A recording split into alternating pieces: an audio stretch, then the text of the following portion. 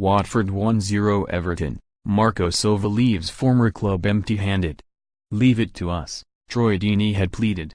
Out of context or not, the Watford captain's message was clear: forget about abusing Marco Silva, let us twist the knife. Unfortunately for an hour, neither side kept their half of the bargain.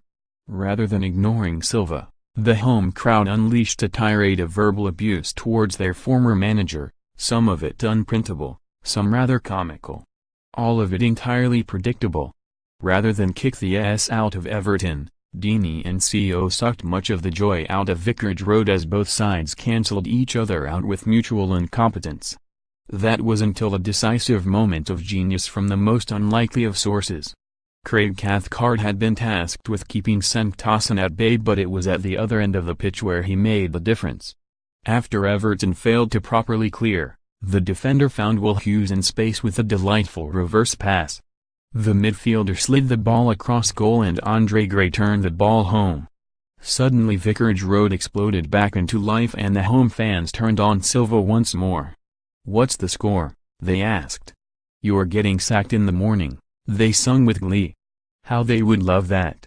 The Portuguese was axed by Watford last January amid claims he had been tapped up by the Toffees. Now he's staring down the barrel once more after Gray, the man he signed for a club record fee, sent Everton to a 12th league defeat of the season.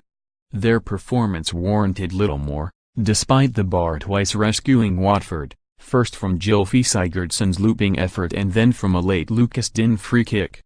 The Frenchman had salvaged a point in stoppage time when the two sides met at Goodison, but there was to be no such reprieve this time round. Watford, 4-4-2, Foster 6.5, Janmat 6, Mariapis 6, Cathcart 6.5, Holbas 6.5, Sema 5.5, Gray 46, 6.5, Duquar 6, Kappa 6, Hughes 6.5, Chaloba 90, Gilliffe 5, Cleverly 81, Deeney 5.5 subs not used, Gomez, Mazina, Benaranda, Cabasel booked, Deeney, Holbas goal, Gray 65 manager, Javi Gracia 6 Everton, 4-2-3-1, Pickford 6.5, Kenny 6, Din 6.5, Keane 6, Zoma 5.5, Guy 6.5, Gomez 5.5, Walcott, 63, 6, Davis 6.5, Sigurdsson 6, Calvert-Lewin, 74, Richarlison 5.5, Bernard 90, Tosun subs not used, Stekelenburg, McCarthy, Coleman, Lookman red card, Zoma manager, Marco Silva 5.5 referee, Lee Probert, Wiltshire, 6 attendance, 20,333 Watford weren't much better, mind. Deeney was at the center of the pre-match circus but a peripheral figure for much of the game. The returning Richarlison, meanwhile, was equally ineffective and hooped immediately after Gray's opener to the delight of the home fans, but it was in Silva's troubles that they basked most passionately. The stadium DJ whet the appetite with a rendition of Al Wilson's The Snake before the crowd took over. Some carried inflatable snakes, one was reportedly chucked out for abusing the Everton boss. All took delight in reminding of his current plight.